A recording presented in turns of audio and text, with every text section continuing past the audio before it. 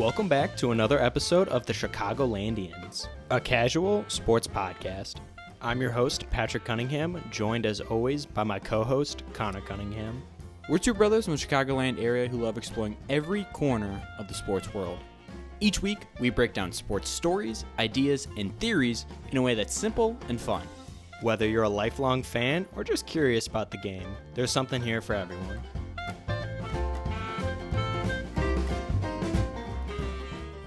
Welcome back to another episode of the Chicagolandians. I'm your host, Patrick Cunningham, joined as always by Connor Cunningham. Hello, hello. On today's episode, we are going to be recapping the Chicago Bears draft performance, giving our thoughts on each pick, what we liked and what we didn't like, and kind of give our predictions for how the next season's going to look. But overall, Connor, how you feeling right now? It's an exciting time to be a Bears fan. Off-season is always the prime time to be really most Chicago sports fans, I feel like. And now, more than ever, this year is no different. How do you feel? Yeah, I mean, vibes are high. Nice weather outside. Very beautiful day. A lot of rain, but turned into a beautiful day. And I think that kind of speaks to this podcast and the Bears as a whole. You know, there's been some rain in the past, but now we're moving into clear skies and sunshine, hopefully. And I think this new crop of talent that we got in here, while it might not have addressed some of the core problems that we have with this team, I think it's definitely going to be a fun offseason and fun preseason for sure for the Chicago Bears. That's my opinion. Also, I know fans hate bowling talk, but I bowled a 151 today, which is a PR. So for those fans who don't like hearing bowling talk, I'm sorry, but that is personal best, and we're feeling good. We're getting hot at the right moment in the season.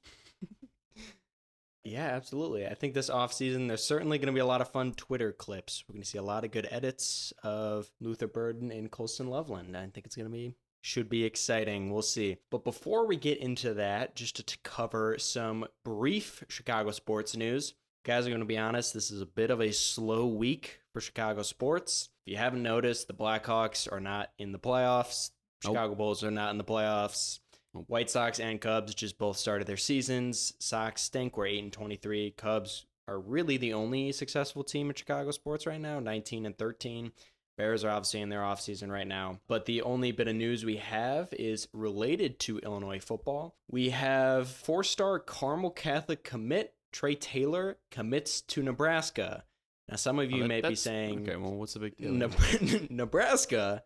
What does that have to do with the Chicago Sports Podcast? Well, he just committed today, Thursday, May 1st. And for those of you that have some free time, you could go watch his live commitment video. You can spend about 2 minutes. He starts off by putting the Illinois hat on his head and saying, you know what? I think I want to stay home. I'm going to go to Illinois for about 2 seconds, and then pulls. At this point, I think it's just really corny to be doing this. It's been done so many times. Takes the hat off, throws it to the side, and puts on a Nebraska hat. And to Trey Taylor, I would say, hey, boo you.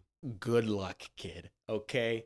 Good luck. We didn't want you anyway. Okay? Sure, would a 4-star QB commit be nice? Yeah. We don't want you with that type of attitude. Yeah, this sucks. I mean, this really brings back memories of Cliff Alexander, a basketball player who basically did the same thing. Kind of a trendsetter, I will say, doing this. He committed to Kansas, but before didn't even put on the Illinois hat. He just touched it, picked it up for about a second, put it down, picked up the Kansas hat. And I think had a lackluster college career. I think found his way into the NBA, but... Oh, incorrect, Pat. I've been doing some digging on Cliff Alexander. Okay. So he most recently played 2 games in Venezuela, and he averaged 8 points in the 2025 season. So his career has taken a different... He's still currently playing. My God, how old but Cliff is he? Alexander, for reference, was the number 4 prospect in the country.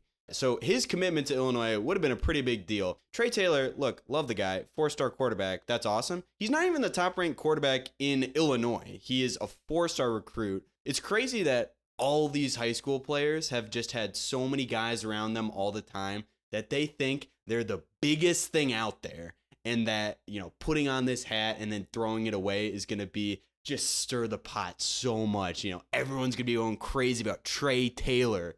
It's like, Bro. Trey, I hadn't heard of you until today, dude. Hadn't heard of you. Yeah. Hadn't heard of you before 30 minutes ago, right? Like, you are not all that in a bag of chips. Like, come on, man. They all think they're top dog. Let's talk in 5 years. Let's see. Oh, I bet Trey Taylor, maybe he'll be going number 1 to the Chicago Bears in the NFL draft, but probably not. Also, what's the deal going on Nebraska? You've got Dylan Raiola in front of you. He's going to be there for at least You could 2 beat out more Raiola? years. Come on now. What the hell? What the hell you think he's going to do? He's like the highest QB quarterback Nebraska has ever had. You could at least go to Illinois. You think Luke has 1 more year and then is done, and then you have the spot. You're going to be sitting for at least 2 years. What the hell do you think is going to happen? Are you going to get all that NIL money as the backup quarterback? Are you Arch Manning? No, I don't think so. What's going on there, Trey? Trey, you heard That's us. all we have to say. Unredeemable, Trey. Out the door. Never want to see your face again. Trey, if you want to come on this podcast, you are We'd love to have denied. Oh. Well, come on and defend yourself. Come on and You can defend yourself. yourself. That's what we'd You say. can defend yourself. Okay. But that's all we have for Chicago sports news. If anybody else has some news, you can come let us know. Pat, before we move on, did you look into any reviews? Do we have any reviews right now? Let's see. It would appear. The answer is no. The answer is no. We can move on. Let's just have a moment of silence for the review For of the my week favorite section of the week that has been all but killed.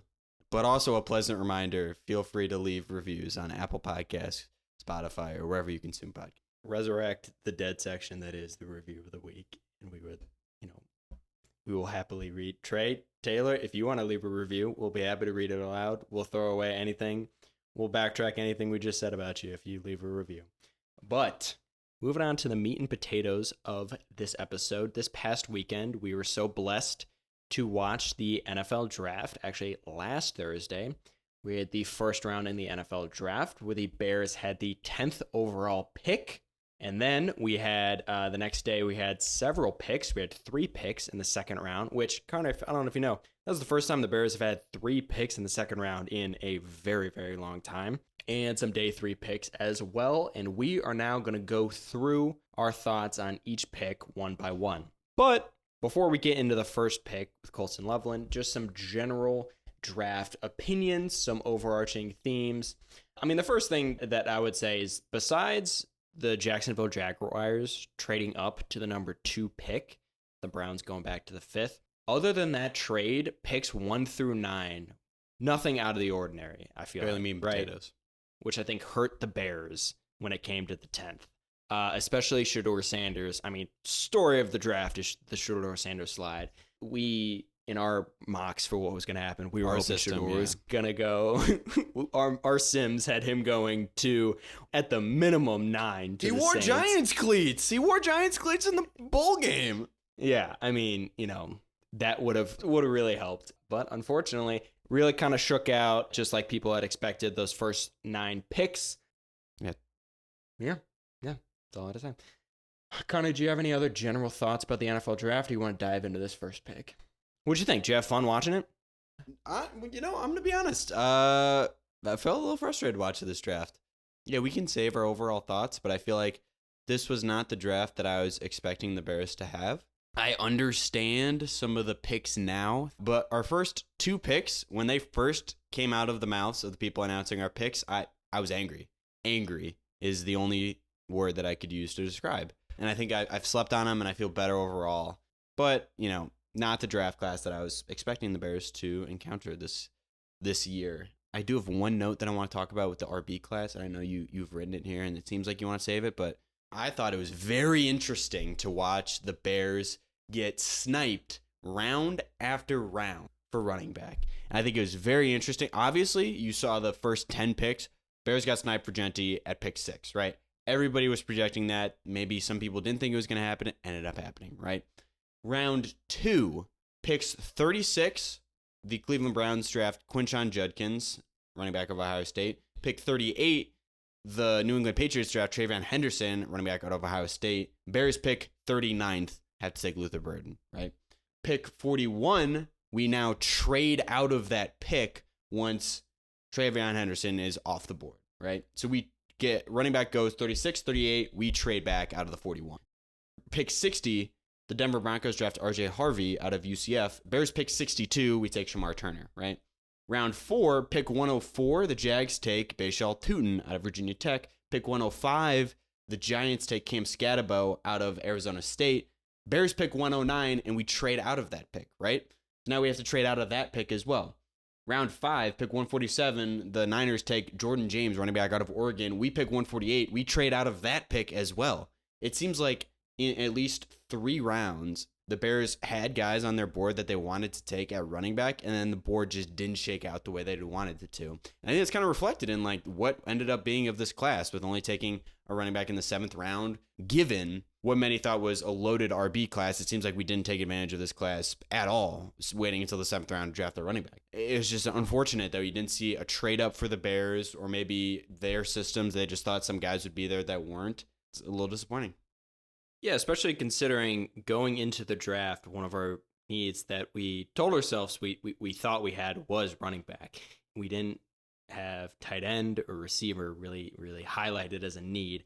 And, you know, for the last month, we were convincing ourselves that Ashton Jeanty was going to be the pick at 10. And to now go from that to, you know, we'll get to it later, Kyle Monangai in the 7th round, you know, it's a real slap in the face. You know, Monangai, hopefully he'll work out. We'll see. But, you know, 7th round talent versus the best running back in college football, you know, it's a tough pill to swallow. Yeah. We should do a full episode on Bears Twitter in general and the gaslighting and brainwashing that they can do if you just spend 10 to 20 minutes on there.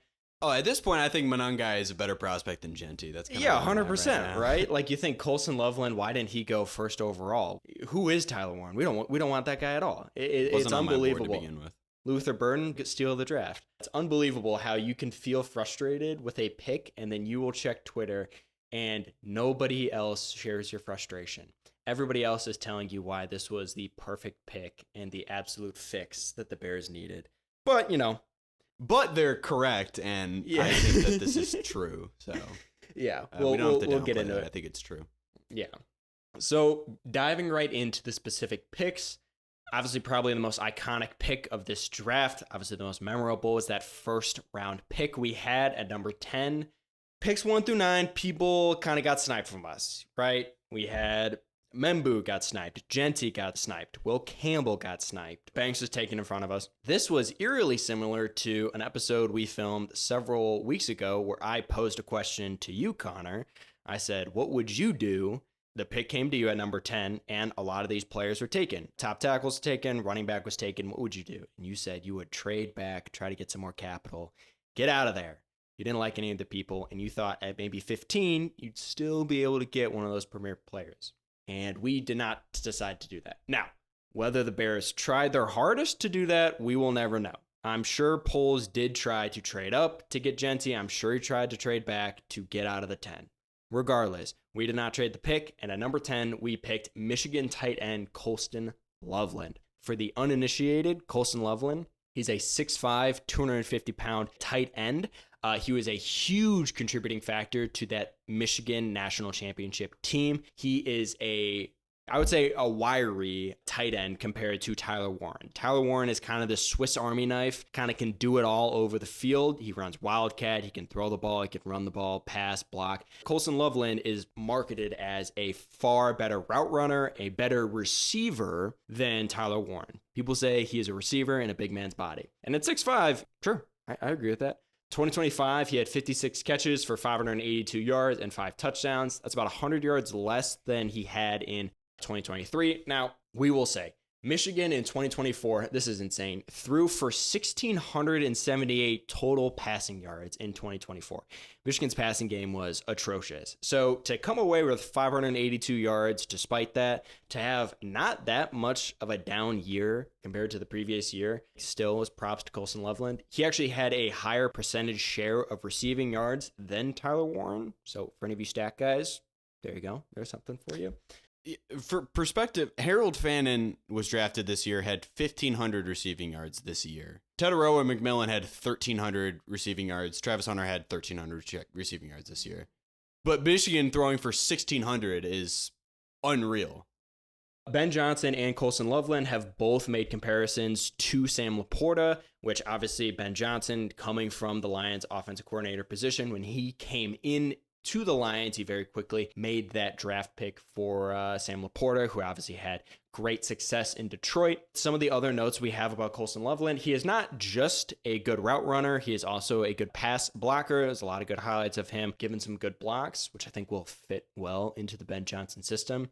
Ben Johnson has come out and said, hey, in offense, if you don't block, Connor, what don't you get? You don't get the ball. You don't get the rock. You don't block, no rock. Oh, no block, no ball.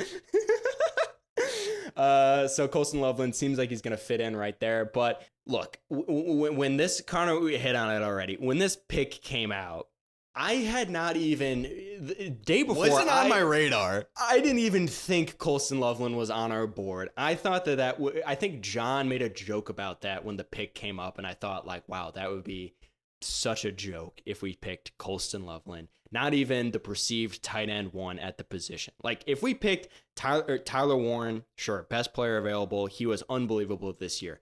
But to take Colson Loveland when we have so many holes to fill, and we used this premier pick to take Colson Loveland, was very frustrating. Throughout the entire draft, still did not address our edge rusher, did not address, as much as I would have liked, our offensive line or our defensive line, did not really address the linebacker position as well as I would have liked, especially didn't address the running back position. To then take somebody like Colson Loveland when the Bears currently do not utilize Cole Kmet at all, to add another tight end to the mix was very frustrating. I have slightly come around to this pick by watching highlights and getting brainwashed by the political machine that is Bears Twitter. But, you know, it is, this one was still a hard one to swallow. I just know halfway through the season, watching the Bears struggle, watching our offense struggle or our defense, watching freaking Aaron Jones or somebody or Jahmyr Gibbs rush for 150 yards against us, and just thinking, thank God we have Colson Loveland on this team, catching 2 passes a game for 40 yards. We'll see. If it works out, this offense is going to be absolutely insane, but I hope Caleb Williams has time to throw the ball and we're not down 40 points. Connor, what'd you think of this pick? Yeah, I mean, overall, I do think the Bears were put in a tough position at the 10, right? I agree. Where Campbell, Membu, and Banks had all gone. The running back that we wanted, Ashton Genty, was gone as well. Mason Graham was obviously gone. Abdul Carter was gone, right? The board shook out the way that a lot of people expected it to. At that point in the draft, there was no standout player that I felt like was remaining there, which was tough for the Bears. So I can give them credit there. You know, also part of the job of a GM, a good GM, is to not get put in those situations where you feel helpless, right? You should be proactive in avoiding those situations, right? Maybe that could have been something that Ryan Poles, I'm sure he was trying to trade up or trade back, but as you said, maybe it just didn't work out. I think overall, though, I get, sure, we didn't use Cole Kmet a lot beforehand, right? I do think you do have to say, like, well, different offense, right? Maybe just there's a different vision for what Ben Johnson has for Cole Kmet and the tight end position. I know the Lions ran a lot of 21 personnel or 12 personnel, and people make a big deal about his use of Laporta as well. So I think maybe Ben Johnson just really likes what he has in Colson Loveland. You could see in the phone interview, he was jacked up about getting him. So it seems like a guy that he was very excited about to draft. There was a lot of narratives that came out afterwards that Colson Loveland was a guy that many NFL teams viewed higher and differently than draft experts outside of NFL buildings. So that's something to make note of as well. I know there's a lot of reports about people calling to try to trade up, and once Loveland was off the board, a lot of those calls kind of subsided. But again, that seems like a very much a Bears Twitter thing to make you feel better about the pick. And I think overall, with the comparison between Loveland and Warren, maybe I just don't know ball well enough, or maybe I haven't watched a lot of the tape. I'll be honest, I haven't watched a ton of tape. It seems like a pick in a year, if Tyler Warren does really well and Colson Loveland maybe is slower, where you look back on and you try to explain it to somebody, you say like, well, this guy had a third of the receiving yards as Tyler Warren and a third of the touchdowns, but he was younger and maybe the offense wasn't as good, so that's why we drafted him. It's one of those things as a Bears fans where like you make it make sense in your head. It's like Cairo Santos only being able to kick 45-yard field goals, right? Like it's something that makes sense in your head, but then when you try to explain it, you realize like, maybe this doesn't make as much sense. The last thing I'll say is, with the way this draft shook out, it seems like we are doing everything in our power to make things work with Caleb Williams. And I'll say, like, the success of the Bears in the next 3 to 5 years is solely put on the back of Caleb Williams, right? Like, if Caleb Williams cannot develop and turn into an elite quarterback, then regardless of a lot of these picks that we've made, the Bears will be bad, right? If we have subpar quarterback performance, we've seen that the last however many years for the Bears, right? Ryan Poles and Ben Johnson are trying to do everything in their abilities to give Caleb Williams an opportunity to succeed, and they've done that, right? So I'd say, as much as I'm hesitant about taking a tight end, obviously a luxury pick at the 10, I'll say that there is no room for failure. There is no stone that has been left unturned for the Bears for Caleb Williams, besides maybe the running back. But you could argue running back, people make a big argument about not allocating a lot of resources to it. But I feel like we are trying to put all of our chips in right now for Caleb, and I think that's the right move. Yeah, and I mean, I wonder if Ryan is, seems like he's learned his lesson from how he handled Justin Fields. People go back and forth on that, about how we didn't give him weapons. And Ryan Poles. How we didn't give him weapons, and how maybe he was a great quarterback and we just didn't give him the necessary tools to succeed. I would push back on that and say, you know, what we saw from Justin Fields. Watch the damn games. Yeah, and Fields is now on his third team in 3 years, so we'll see. Wish him all the best in Did you see clips? In New York. Did you see the tweet from Schefter? I think it was either Schefter or Rappaport today, where it said Justin Fields is going viral for clips of camp saying his throwing technique and footwork looks transformed. Hey, and hey. How many times did you see that tweet as a Bears fan, and then even last year watching the Steelers? Like, how many times did we see that exact tweet? Yeah, unbelievable. Jets fans, get used to that, because every single year you're going to have Fields. He's going to have a, quote, new throwing motion, a faster release every single year. Looks like a transformed quarterback. Yeah, get used to that. But yeah, I agree, Connor. It was frustrating to see. When you look back at it and you think of the receivers and the offensive line we surrounded Fields with, wasn't necessarily built for success. And it's nice to see that we seemingly are swinging in the complete opposite direction and throwing as much weapons as we can at Caleb to hopefully, give him the best chance to succeed, which I do appreciate. Which transitions nicely into our round 2 pick at number 39. We picked Missouri wide receiver Luther Burden III. This pick, absolutely a best player available pick. I don't think the Bears had in any of their simulations. It's a common thing you'll hear any GM say is like, wow, I mean, none of our simulations had this guy falling to us. I mean, we couldn't believe this guy was sitting there at 39. Loveland was going 101. We were surprised. But the Bears, through the whole draft process, barely talked to Luther Burden. We didn't have many interviews with him. It seemed like we did not have a lot of communications with him, simply because we didn't think he was going to fall that far. When he did fall at the 39, Chicago Bears scooped him up. Luther Burden's an absolute animal. That dude is a stud. 2024, he had 61 catches for 675 yards, 6 touchdowns. But what really stands out was his 2023 performance, where he had 86 catches for 1,200 yards and 9 touchdowns. If Burden was draft eligible last year, it is widely considered he would have been a top 15 pick, maybe a top 10 pick in that draft. Would have been second or third receiver taken off the board. He had an absolutely unbelievable season. But this year, Missouri's quarterback got hurt, had some offensive line struggles. Offense in general was a real mess, so had a down year, thus causing the slide down to 39, where the Bears scooped him up. Now, what type of player is Luther Burden? He's very similar to DJ Moore. He's similar to a Deebo Samuel type. He's a real run after the catch guy. He is a sturdy receiver, 6 foot, 206 pounds, right over his head. When he is not the most elegant route runner. That's something he needs to work on in the NFL, his route running and separation abilities. But once he has the ball in his hands, he is a wonderful playmaker that is able to break tackles and pick up a lot of yards after the catch. ESPN's Matt Miller, following the draft, went through 100 of his favorite picks from the draft, and he had this pick as his number 1 best pick from the draft. So, some high praise. Obviously, I don't think we're going to retain Keenan Allen this year.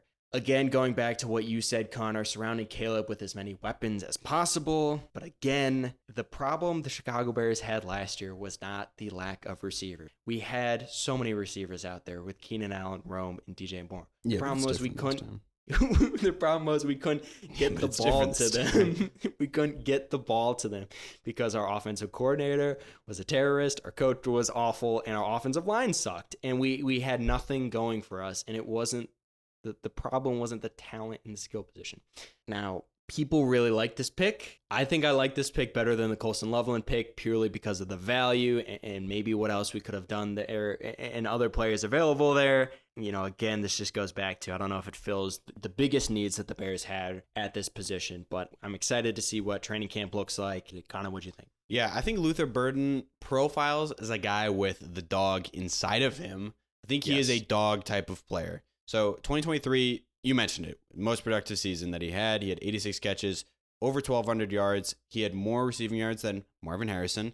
He was 9th in the country in receiving yards. So he had a very productive season. He is also an Illinois native. So I think he went to East St. Louis for high school, and then he went to, before that, he was at Cardinal Ritter, which I believe is in Missouri. He went to the same high school as Jameson Williams. So I think they have a little connection there. But I think what Luther Burden profiles as is our Amon-Ra St. Brown, if you want to compare it to what the Lions have, right? Everyone loves comparing us to the Lions right now because of Ben Johnson. So Luther Burden last year, I think, averaged 6 yards after the catch. Very hard to find relative to other players, but that was labeled as a good amount of yards after catch. But Amon-Ra last season, not this season, but the previous season, was second in the league in yards after catch, right? The Ben Johnson style offense and the Lions revolve around yards after the catch, and Amon-Ra is one of the best players in the league at that. Amon-Ra is 6 foot, 196. Luther Burden is 6 foot, 205 pounds.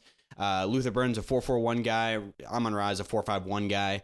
So very similar in athletic profile and production profile as well. So I think here you have to look at it and say, like, this is where Luther Burden might fit in. I think he's going to be the slot guy for the Chicago Bears with Rome and DJ playing on the outside and then maybe fill in somewhere else. I think the one thing, though, with Luther Burden, though, you know, maybe he'll return punts, but if the Bears are running a lot of 12 personnel, which is what everyone's been telling us is what the Bears are going to do with Cole Kmet and Colston Loveland. 12 personnel, you don't have 3 receivers out there as well. You have 2 receivers, 2 tight ends, and 1 running back, right? You can name the receivers off with me. It's DJ Moore, Rome Odunze.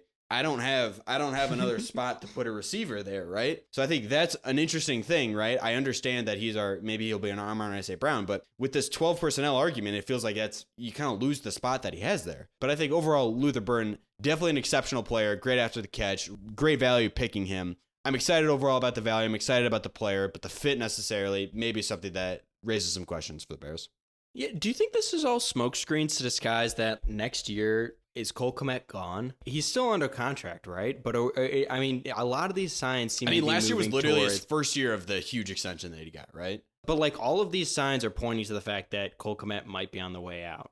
I mean, Ben Johnson did something similar, I believe, when he came into the Lions. They already had a really good tight end in TJ Hawkinson, and then Ben Johnson went out and got his own guy in the draft, Sam Laporta, that fit his style of offense better, and TJ Hawkinson was out to the Vikings shortly after. So maybe this is kind of the same thing, and to please Bears fans, we don't want to be open and saying that we're going to get rid of Cole Kmet, who is, I think, a favorite of the Bears. But yeah, that's a really good point, Carter. Make that make sense to me. It's like, how are all of these pieces? We literally, at this point, have too many people to put on the field right now. And we'll see how it works out. Yeah. Look, I know, it's great to have all these weapons. But, I mean, you look at it last year. Look, it's all on Caleb, right? Having 3 receivers is great. But if you only have 3,500 yards to pass up amongst your receivers, no one's really eating there, right? If you have 3,500 or 3,700 passing yards to pass up between 5 receiving options, right? Like, that's tough. It's a small pie. Come on now. No, I agree. I just want my closing argument to be, I believe in Luther Burden. I think he's a good player, and I think he will be successful with the Bears. Did you see Connor when he did not go in the first round? That's night, the dog in him. He went back to his training facility to get some extra G in him. Work in, grabbed his helmet, grabbed his cleats, grabbed his gloves, and got some extra work in. We love to see that, guys.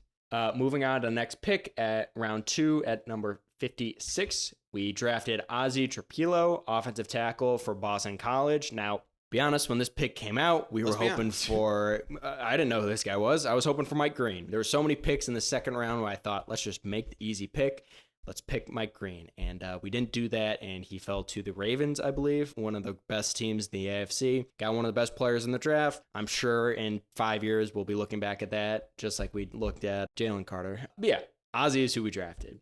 Seems like a potential reach here. I think a lot of draft analysts had him as a potential third-round talent, but I guess we took him late second round. So, seems about at value, especially when you consider the positional need that we had at tackle. Now, the thing that jumped off the board when we saw this guy, he is 6'8", 6'8", 309 pounds, has a absolutely humongous frame, which I think he could pack a little more beef on. 6'8", 309 pounds. It's a little skinny for being 6'8". I'd like to put some. I think he was the second tallest player at the draft. But we needed to address the need for a tackle. The problem is our left tackle, Braxton Jones, is a good enough tackle for like what we need right now. Is he a Super Bowl left tackle, a playoff left tackle? I don't know. But I feel like drafting a player like I'd probably say no. Is he a Super Bowl player? I don't know. I'm not going to say no.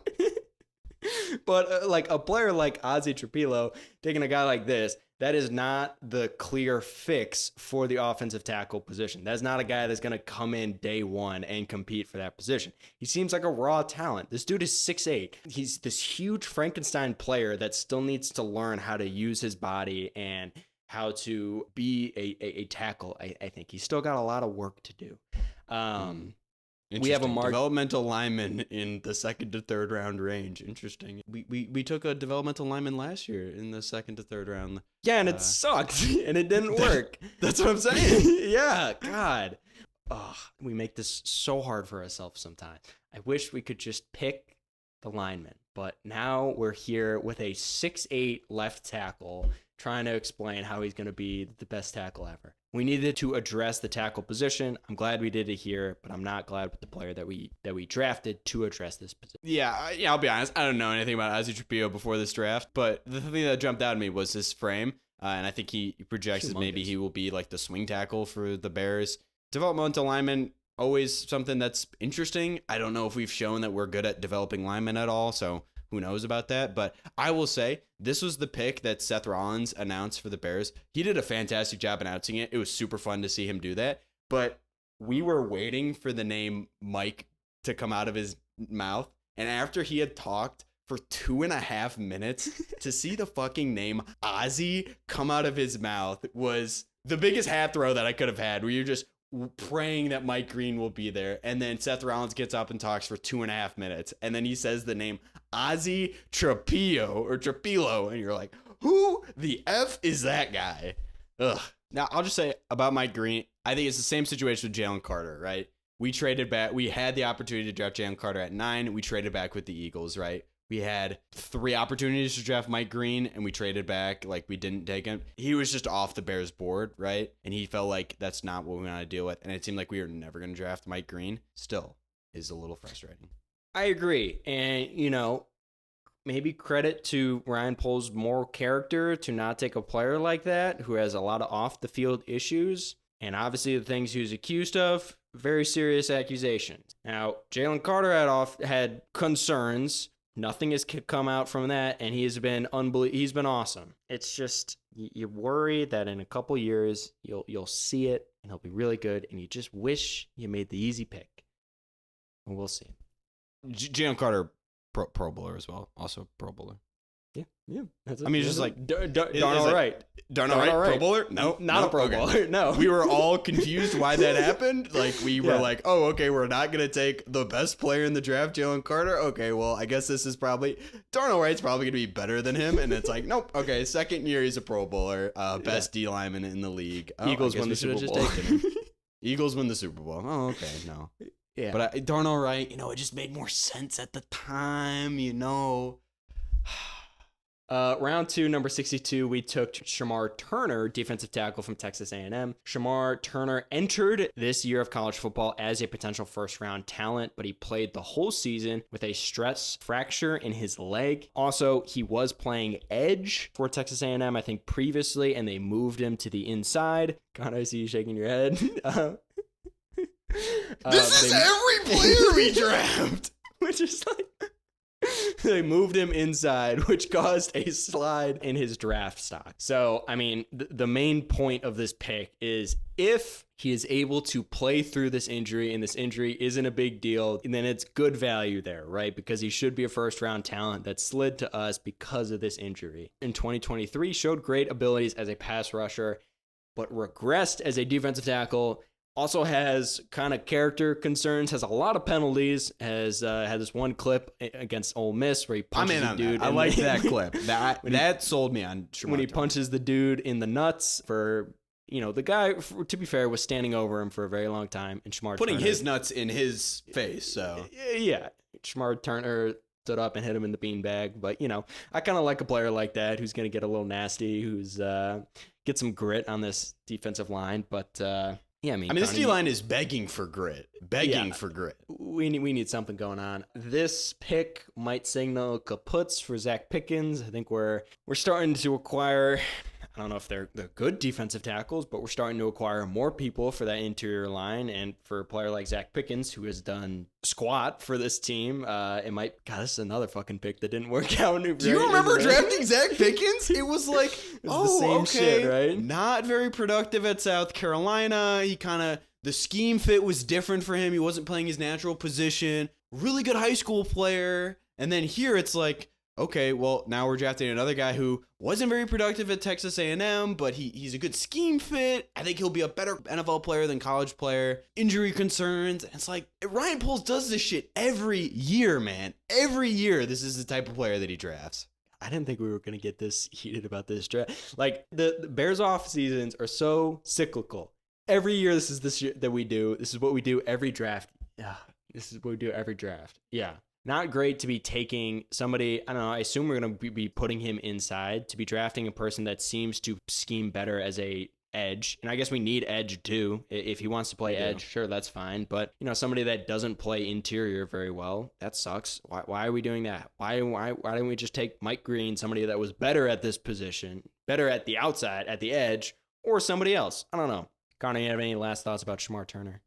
No, I mean, I do think he's like a good player and he fits well into the scheme of Dennis Allen. But again, just to put it like, this is Ryan Poles to a T. We have an issue on our team, which is edge and defensive line. This is every offseason, right? And he did a fantastic job addressing the line with the internal position. But these other remaining problems that we had on the line or elsewhere, it's like, okay, we need to address this. Okay, we didn't address it early in the draft. Okay, we didn't really address it still. Okay, now we're going to use our second and later round picks to kind of address this. And you're like, well, did we address it? And then we were like, well, I guess Dio Dangbo is going to be like the solution. And you're like, I don't know about that. And it's just like running back. It's like, well, this is a main problem that we have. And it's like, well, now we're going to try to address this with not good picks in the end. So now you're like, did we solve anything? I just feel like this always happens with Ryan Poles. We're like, you have a problem. And I'll say, like, these are better problems to be having. Like, complaining about not filling the running back position is fine. The edge position is something that Ryan Poles, in his entire tenure with the Bears, has not fixed. Besides the season with Montez Sweat, right? We have never had production there, right? We've sang this song for so many years now, right? With the defensive side of the ball, with the pressure position, right? It's just got to come back to the problem with Caleb Williams, right? Like, what we have shown in this offseason is if the Bears are the number one offense in the league and the 32nd defense in the league, that'll be a success for Ryan Poles and Ben Johnson, right? You must say that next year we feel confident that we can plug all the holes in our defense, move forward with a confident Caleb Williams, and we can put that team together. I get, you just got to say that that's what we're moving forward with. I feel like I won't yell anymore. Well, maybe for this next pick you might. Round 4, at pick 132, we picked Ruben Hypolite, a linebacker from Maryland. Now, Bears legend Jack Sanborn has left Hallis Hall, no longer a player here, so we had to fill this position. He was going to play that Sam linebacker role, fill it with this guy, Ruben. Okay, now who's Ruben? What's Ruben's deal? Okay, now we talked about Ozzie as a potential reach, third-round talent. Now, what's interesting about Ruben is a lot of scouts had him as a potential seventh-round talent. This is interesting. Or a undrafted free agent, and we did not take him as a undrafted free agent or a seventh rounder. We used a fourth round pick to draft this guy. And what is more frustrating, what Ryan Poles does for every single pick. It's what most GMs do when they justify every single pick. They get up there and explain to you why you're an idiot for not understanding this pick and why they are so smart for picking this guy, for finding this diamond in the rough player. Now, to Ruben's credit, he is an athletic freak. He is a linebacker that ran a 4.42 40 incredibly fast. And I think that rose his draft stock for some people, not for a lot of people, but helped increase his draft stock.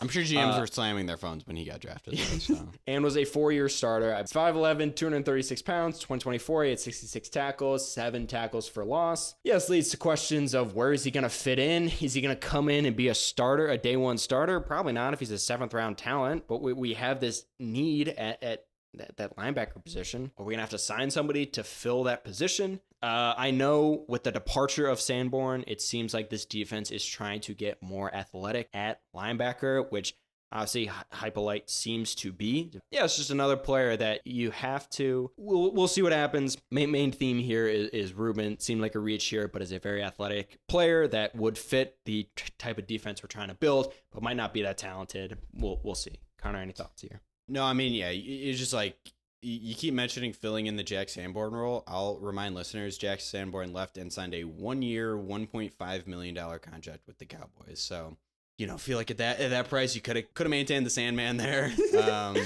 But, yeah, again, seems like a reach. I will say there's so many players every year who it just seems like draft Twitter and draft experts just have a way different opinion on. At the end of the day, we're guys sitting on Twitter. We're not the ones on these teams.